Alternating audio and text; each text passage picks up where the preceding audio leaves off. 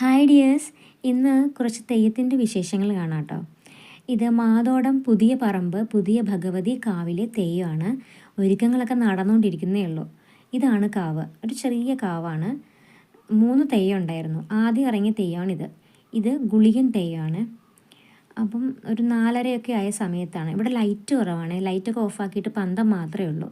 അപ്പോൾ എല്ലാവരും വിശേഷങ്ങൾ കാണുക. ഇഷ്ടമായെങ്കിൽ സബ്സ്ക്രൈബ് ചെയ്യണേ.